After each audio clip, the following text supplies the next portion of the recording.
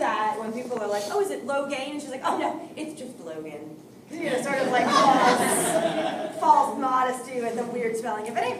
So my interviewer said, you know, what's your character's name? And I said Logan. And she said, what's your last name? And I had not thought about this at all. And I thought, okay, well, I'm a big believer in, you know, sort of writing from what you know. And so I was like, well, I'll make her Jewish, because I'm Jewish. So I said Schwartz. And then I was like, but that doesn't seem complicated enough for this character. So I said Schwartz and Grubenyear. And I just sort of had made it up as I was saying it. And she said, well, Schwartz and Grubenyear, that's a very interesting name. Where does that come from? And I said, well, I have one dad whose last name is Schwartz, and then another dad whose last name is Grubenyear. And so they just put them together. And like in that moment, the character had two dads.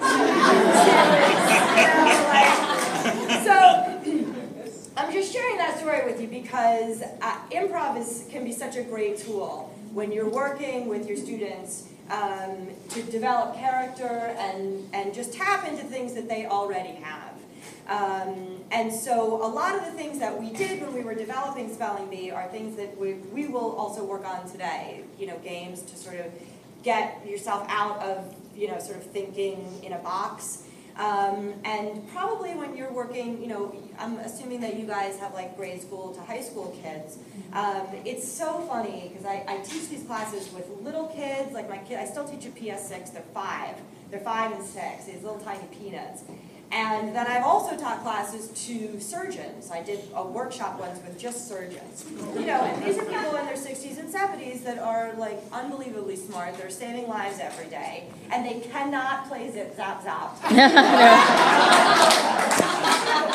Harder and harder to break out of those sort of literal, linear ways of thinking. But with children, that stuff is all sort of readily accessible. So it's such an important time for them to learn these tools, I think. And also, as you guys, I mean, I'm sure I'm preaching to the converted here, but you know, it's such a great tool to improv, and theater is a great tool for, you know, to get kids to, you know, listen and interact, and their responsive skills and comprehension and all that sort of stuff. So I'm a big believer in it. I've continued to do it. And, you know, just to even apply it now, I mean, things like Spelling Bee truly came out of, like, I have kids at the end of the class that say, well, what do you recommend that I do? And my advice always is, do the thing that you are very good at. When I came to New York, look, I'm not a dancer, I'm an okay singer, I'm a good actress, and I'm a very good improviser. And those are things that I learned the first couple of years that I was in New York. A story that I always tell, and I'll just tell you so fast. I went in for an audition of Stomp. I got called in for Stomp. And I had no idea like what it was, but I knew that it was an off-Broadway show. And I came in, and it was at the Orpheum, and you know, I walk in, and everybody, like, I'm dressed like this. I'm like, I'll wear a cute outfit. And everybody there is wearing like cut-off gloves and blue hair, and everybody's got their own drumsticks. And I'm like sitting in the thing, and the theater just has a drum set up on the stage. That's it. And I was like, oh shit, this is going to be a nightmare. And so I sit down, and the director comes up, and this is like the first year that it had been in production. And they said, you know, so I think most of you guys are here for a callback. 1 or 2 of you, it's your first time here. I was like, yeah. And so this time, you know, today, we just want to see you do your best, like, 2-3 minute drum solo. Just go there. You know, show us what you got. And, you know, like, I'm like a Jewish kid from the outskirts of Boston. Like, I played the flute for 6 months. That was about it. So, you know, but like it never even dawned on me that I should leave. I was like, well, I gotta see this through. So, you know, they line us up. I was 3rd, I remember, and we're lined up against the wall, you know, to go up onto the stage. And at this point, I realized that I'm the only one without drumsticks. Every single other person, because that's what drummers do. They bring their own drumsticks that they're comfortable with. And so I was like, oh crap. So the lady behind me, who, you know, was like so intimidating, was like, hey! Excited? Wouldn't it be cool if I just like borrowed your drum? I forgot my drumsticks. We're gonna let people borrow your drumsticks for my audition. She was like, ugh, okay. So like the first person goes and they're like doing this crazy thing and flipping the sticks, and it's like it's like a Rush solo. It sounds incredible. You know, everybody claps. They leave. The second person goes. It's even better than the first. They're, you know, it's so impressive. And then I'm walking towards the middle of the stage. I still have no plan at all. And I just remember something from the call that I had responded to that said, you know, like drumming skills a plus, but really what we need is like a big personality. Big personality. And I was like, yeah, this is why I responded.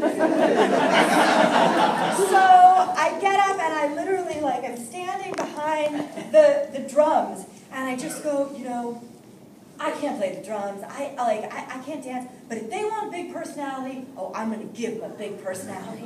So I just take the drums, the drumsticks, and I go, Ellie Stone! Thank you! Yeah? Passionate rainbows.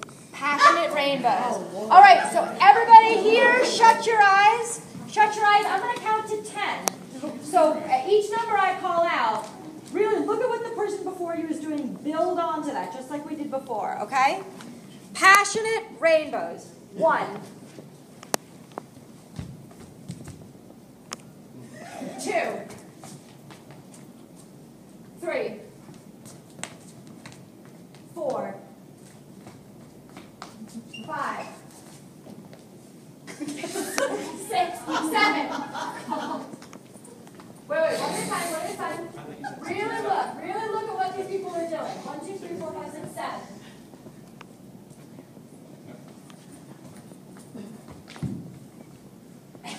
8.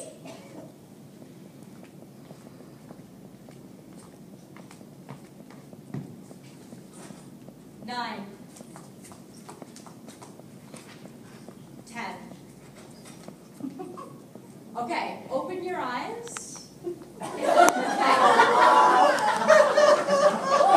we have passionate rainbows. What do you see? What is this a story about? What is this a story about? Definitely heartache. What? There's heartbreak here. Okay, so keep going with that. So there's a heartbreak between who and who? Well, he's definitely in agony. She's contemplating something. I think they all love her.